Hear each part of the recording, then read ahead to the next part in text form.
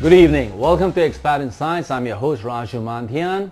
For those of you who are watching Expat Insights for the very first time, here at Expat Insights we give you external and objective views of internal successes in the Philippines by foreigners, expats and immigrants who have made Philippines their home.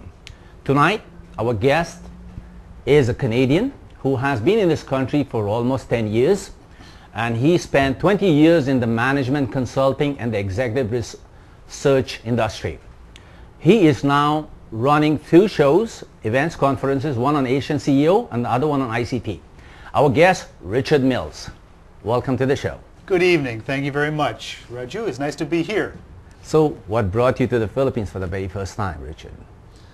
Well, if you want the whole story, I started coming during the dot-com boom times when the fashion used to be to move people physically from this region to Canada.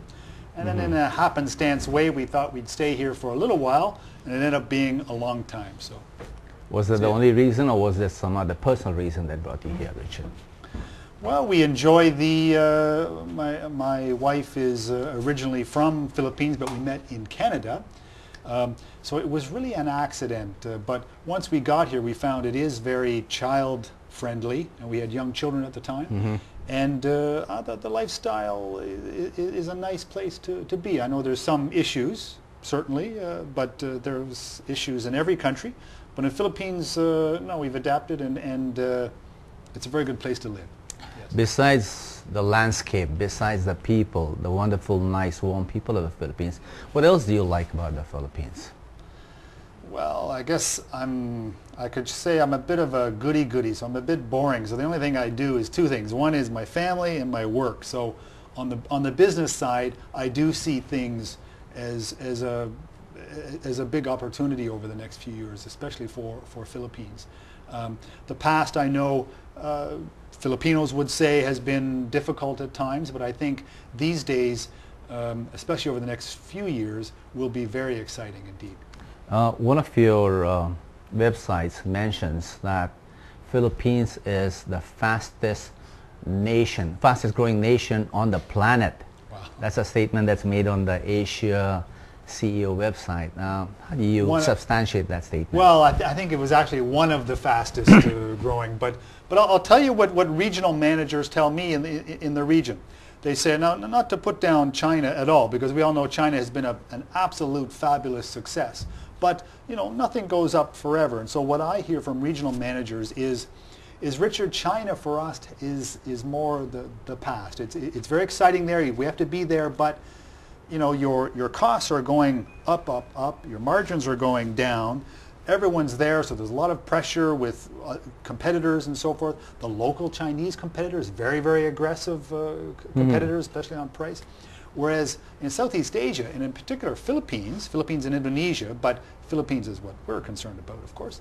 Philippines has a big opportunity. You don't have those issues. It's wide open, and it's a much stronger consumer market these days, partially because of the grand success in business process outsourcing, which now employs 500 going on 600,000 people, all of whom well-paid young people. So, and young people naturally, you know, they still need things, so they spend. So there's a lot of opportunities in these areas for growth for the country and for international companies. So are you saying that BPO is one of the chief drivers of this country becoming the fastest growing nation in the region? I would say it's been a key aspect, certainly for employment growth. It has been I would think, only significant net increase in substantial employment. You know, 6-7 years ago, the industry employed close to 0 jobs, a bit more than 0, but not too much more. Today, it's approaching 600,000. If you talk to people in the real estate industry, they would tell you that real estate space on the commercial side is almost completely due to business process outsourcing as well. Correct. So now that is established, other industries are now being able to take off as a result. No, I'm actually seeing the residential property being driven up also because of the commercial. Absolutely. So it's not just the commercial. Now compare Philippines' potential in this sector to that of India, because it's running neck to neck with India. So what is your stand on that one? Well, I would say most people, people used to talk about India as a competitor, but now I think people talk about India as a collaborator. Yeah. One of the big movements we've seen, especially over the past couple of years, is Indian companies, most of the major, of which India is certainly the major one in the world, but big companies, Infosys, Tata Systems, Cognizant, and so forth, setting up operations here and employing large numbers of Filipinos. How do you project the sector, the BPO sector itself, over the coming years globally? Is there still a lot of scope, or have we satiated the market? Not just the service industry, but even the solutions industry. Good question. It is talked about a lot. The initial stage of that industry was kind of simple jobs, doing call center work, simple type call center work. Now, but very quickly, companies, when they came here, figured out that Filipinos can do much more complicated stuff and do it very well. So it became very exciting. So you have global companies like JP Morgan and Thomson Reuters and Manulife and dozens and dozens doing much higher value work. So this tier 2 work, HR, consulting, finance, map making, radiology, medical services, legal services, all these kinds of things. So it's a much more complex business becoming. And it's also, the jobs are much higher quality. They pay better, much higher training. You know, they have to work at international standards and so forth. So it's a very exciting opportunity for Filipinos. In addition, in the past, I don't want to talk too much here for you, but in the past it was mainly American companies coming in, whereas today it's virtually open to everybody. From the Australians, the Singaporeans even are getting into it, the Europeans, the British, the Canadians. Everybody wants to be doing this as well because of the pioneering success of, I think India was the first. The Indians and the Americans were the first, but now Philippines is really benefiting from that. Well, you mentioned tier 2, so would that mean there is tier 1? Well, what I say, tier 1 was at least, or maybe it should be stage 1 jobs where they did simple When you say jobs. tier 2, it's kind of higher value compared to the Higher previous value. one. So is there another stage where research, innovation, and development would come in? Is there a possibility of that? I would say that's not just a possibility, it will be a fact. There's no question about it. When I see companies, I was at a company last week in their operations. They're a major financial organization called Thomson Reuters. Yeah. And with their systems, every currency trader in the world has their system on their desk. And when they have a problem with a trade, or it might be $1 billion trade that has gone wrong or whatever, you know where they call? They call Philippines, and Filipinos are the ones who solve the problem for them. So you could say that the world's financial trading, foreign exchange trading market is, you know, sits on a foundation of Filipinos working in Fort McKinley. Fort Bonifacio, all right. Yeah. All right, Richard, we are going to take a break Okay. for the commercials that support this show. You are also a CEO headhunter.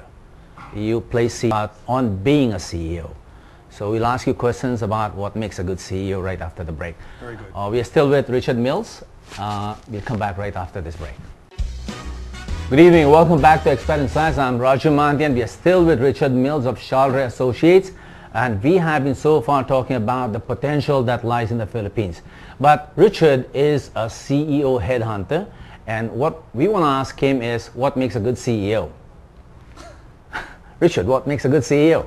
It's a good question. It depends very much on the industry. I mean, you saw Steve Ballmer jumping around on stage, and in some cultures, that is a very, you know, a good thing to do. But if we were in Germany, say, or other countries like that, this might not be the right behavior. But I think the key thing is always people. If you're a leader in an organization, you're dependent on people who actually do things. Yeah. As the CEO, some people say, well, they're a figurehead, and you know, but it's their relationships with others that actually make the whole system work. So that is the key aspect, is the relationships that build with people and the relationships they can build with people. So what would you say is the job description of a CEO? Well, that's... Besides being a PRO inside the organization, Yes. what else would he do? One fella told me recently that his job description is to make his job description on a day-to-day basis. Oh, all right. And he said, I'm so lucky that it's the only job in my company where I get to make my own job description. So one day he might be fighting fires with a problem that needs his immediate attention. Yeah. The next day he might be thinking about what the business is going to look like 10 years down the road, and the people that they're going to need, the resources they're going to have in place, and so forth. So it really is an open subject. So there is no specific set of competencies that make up a good CEO. But you said people, you said future, and what else? Well, there needs to be people ability, certainly. He has to be recognized as a leader and as a credible person to others, because otherwise people won't work for him. He has to have technical background, usually in the industry that he is with, or at least in certain functions within that. Yeah. Some functions like accounting and HR are very transferable. Right. Others, like engineering, for instance, are not, or law, they're not very transferable, at least outside the country and so Yeah. forth, right? So it's a combination, and it's such a broad subject. Raju, I don't know if you want me to bore you and talk about it too much, because I would go on and on. Yeah. And it's such a broad subject. In one company, you might need a very fast-moving, dynamic person who thinks on his feet and can take instant action. The next, you need a very collaborative, very thoughtful, cautious person, because their industry is a different industry. It's a here in this country, given that he has the technical skills required for his job, no? What are the people skills? How are the people skills different here compared to the people skills in the West? Okay, For very good question. Very good question. Thank you very much. Okay, in the West, I would say, especially in the larger countries, management is more transactional, if I can say, which means they'll say, Raju, we need this job to be done. This is the outcome we want it. This is the resources we give you. It is your responsibility to do that to get those results by this certain date. Okay. Whereas in Philippines, that doesn't work. It is a more of a relationship-driven culture and a relationship-driven management style. So you need to build the relationship with people to bring them online. We're all in this together. We're going to support each other and so forth. So it's a very different environment.